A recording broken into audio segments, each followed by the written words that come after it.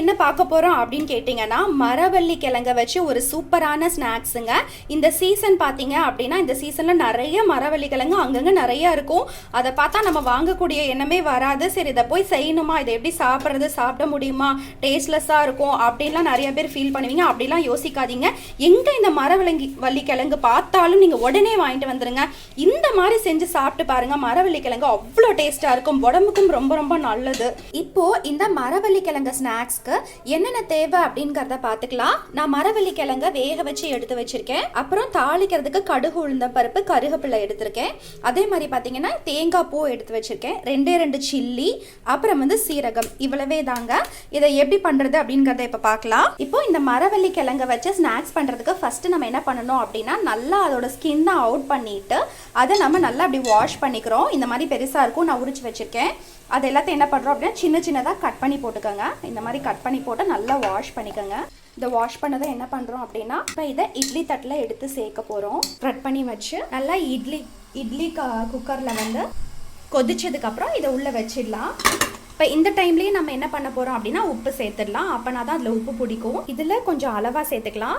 அப்புறம் ஸ்நாக்ஸ் பண்ணும் போது அதில் தனியாக சேர்த்துக்கலாம். இதுலேயும் கொஞ்சம் உப்பு சேர்த்துக்கலாம். சேர்த்து கவர் பண்ணிக்கலாம். இது ஒரு 20 மினிட்ஸ் இந்த இட்லி குக்கரில் வேகட்டும். இப்போ பார்த்தீங்கன்னா குக் ஆயிடுச்சு.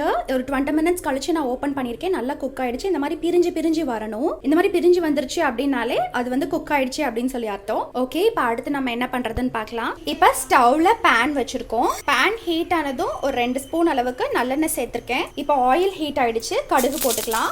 கடுகு வெடிச்சதும் வத்தல் சேர்த்துக்கலாம். அடுத்து கருவேப்பிலை சேர்த்துக்கலாம். அவ்வளவுதான். இப்போ இந்த கிழங்க சேர்த்துடலாம். கொஞ்சம் மீடியம் சைஸ்ல கட் பண்ணி வச்சிருக்கேன், அதையும் சேர்த்துடலாம். இது நல்லா ஃப்ரை பண்ணி விட்டுக்கோங்க. இது நல்லா மிக்ஸ் ஆகிக்கட்டும். இந்த கப்பக்கிழங்குல பார்த்தீங்க அப்படின்னா அவ்வளோ விட்டமின்ஸ் இருக்குது, அவ்வளோ ஃபைபர்ஸ் இருக்குது, அவ்வளோ மினரல்ஸ் இருக்குது. இது நீங்கள் வெறுமனே வேக வச்சு சாப்பிட்டீங்க அப்படின்னு பார்த்தீங்கன்னா அவ்வளோவா உங்களால் சாப்பிட முடியாது, ரொம்ப கம்மியாக தான் எடுக்கும். இதே இந்த மாதிரி ஸ்நாக்ஸ் மாதிரி செஞ்சு சாப்பிட்டீங்க அப்படின்னா நிறைய கப்பக்கிழங்கு சாப்பிட்லாம். குழந்தைங்களா இருக்கட்டும், பெரியவங்களா இருக்கட்டும், யாருக்காக இருந்தாலும் இதில் ரெஸ்ட்ரிக்ஷன்ஸுங்கிறதே கிடையவே கிடையாது. கப்பக்கிழங்கு எந்த ஏஜ் பீப்புளும் சாப்பிடலாம், அவ்வளோ டேஸ்ட்டாக இருக்கும். இது இந்த மாதிரி சாப்பிட்டீங்க அப்படின்னா ஈவினிங் ஸ்நாக்ஸ் மாதிரி அப்படியே டக்குன்னு நீங்கள் பிளேட்டில் வச்ச உடனே பிளேட் காலியாக போயிடும். அந்த அளவுக்கு இந்த ஸ்நாக்ஸ் டேஸ்ட்டாக இருக்கும். டேஸ்ட் மட்டும் இல்லை, நம்ம பாடியில் உள்ள டேமேஜ் ஆகிற மாலிகுல்ஸ் எல்லாத்தையுமே கிளியர் பண்ணி நீட் பண்ணுது இந்த கப்பக்கிழங்கு. அதே மாதிரி விட்டமின்ஸு, மினரல்ஸு அப்படின்னு சொல்லிட்டு எக்கச்சக்கமாக இருக்குது. கால்சியம்னு சொல்லிட்டு மெயினாக இந்த மரவள்ளி கிழங்குல பார்த்தீங்கன்னா ஃபைபர் ஜாஸ்தியாக இருக்குது. அதனால் இதை சாப்பிடுங்க. இதுக்கப்புறம் என்ன பண்ண போகிறோம் அப்படின்னா மிக்ஸி ஜாரில் எல்லாத்தையுமே அரைச்சி இதில் கொட்ட போகிறோம். அவ்வளோதான், ப்ராசஸ் முடிஞ்சிருச்சு. இப்போ மிக்ஸி ஜாரில் என்ன சேர்க்க போகிறோம் அப்படின்னா கொஞ்சமாக சீரகம் எடுத்துக்கலாம். சீரகமும் 2 பச்சை மிளகாயும் எடுத்துக்கலாம். அப்புறம் கொஞ்சமாக தேங்காய் பூ சேர்த்துக்கலாம். இது எல்லாத்தையும் மிக்சியில் ட்ரையாக அரைச்சிக்கிறோம். ட்ரையாக அரைச்சி அதில் சேர்த்துடலாம். இப்போ இந்த கிரைண்ட் பண்ணதை அதில் சேர்த்துக்கலாம். சேர்த்து நல்லா மிக்ஸ் பண்ணிடலாம். இவ்வளவே தாங்க. இதில் கொஞ்சோன்னு நான் தேங்காய் பூ சேர்த்துருக்கேன். முடிஞ்சு போச்சு. சூப்பரான, ரொம்ப விட்டமினான, ரொம்ப ஃபைபரான கப்பக்கிழங்கு ஸ்நாக்ஸ் சூப்பராக ரெடி ஆயிடுச்சு.